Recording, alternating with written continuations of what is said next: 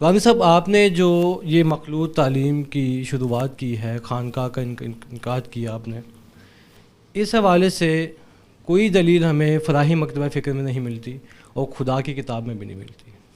مخلوط تعلیم کو خاص طور پہ میں نے زیر بحث لایا ہوں۔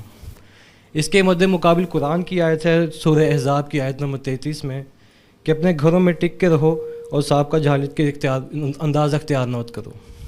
یہی تعلیم انجیل میں بھی موجود ہے کہ عورت کلیسیا کے مجمع میں خاموش رہے، اس کو بولنے کی اجازت نہیں ہے، وہ جو کچھ سیکھے گی گھر آ کے اپنے شوہر سے سیکھے گی۔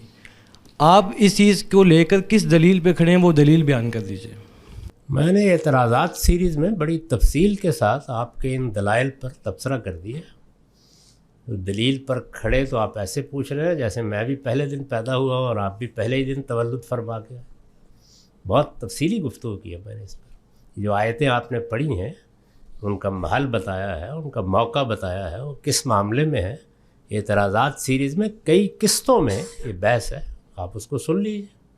اس میں نے بتا دیا ہے رسالت مآب صلی اللہ علیہ وسلم کا دور ہمارے سامنے ہے، اس میں کبھی کلیسا کا کوئی حکم جاری نہیں کیا گیا کہ عورتیں خاموش ہو جائیں۔ جو آیات آپ نے پڑھی ہیں ان کا اس مضمون سے سرے کے ساتھ کوئی تعلق ہی نہیں، تو اس لیے حضرہ کرم اس کو سن لیجیے۔ مسجد نبوی میں سینکڑوں مثالیں ہیں، عورتیں سوال کر رہی ہیں، پوچھ رہی ہیں، ساتھ والے مردوں سے پوچھ رہی ہیں کہ ابھی کیا بات ہوئی ہے، ہم سن نہیں سکیں۔ تو اس لیے حضرہ کرم اپنا مطالعہ بہتر کریں۔ میں نے اپنا نقطہ نظر بہت تفصیل کے ساتھ بیان کیا۔ اب تو اس پر کتابیں لکھی گئی، اس پر 10 PhD کے مقالے لکھے گئے، ساری چیزیں سامنے آ چکی ہیں۔ تعجب کی بات ہے کہ آپ کو اس کی خبر نہیں پہنچی۔ باغ تو سارا جانے۔ میں یہ فرما رہا ہوں کہ آپ کے استاذ مولانا امین حسن اصلاحی نے بڑے سخت الفاظ استعمال کیے مخلوط تعلیم کے حوالے اللہ سے۔ ان کی مغفرت فرمائے۔ میں اپنے اساتذہ کا اس درجے میں احترام کرتا ہوں کہ آپ اندازہ نہیں کر سکتے، لیکن جانتا ہوں کہ سب لوگ انسان ہی ہوتے ہیں۔ میں نے اپنا نقطہ نظر نہایت تفصیل کے ساتھ بیان کر دیا ہے۔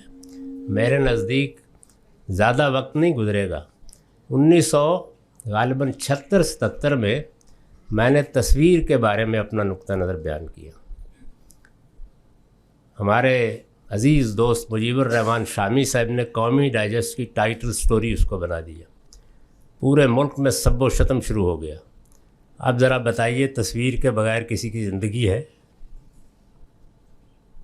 سب کچھ ختم ہو گیا، وہ حرام مطلق حلال مطلق ہو گیا۔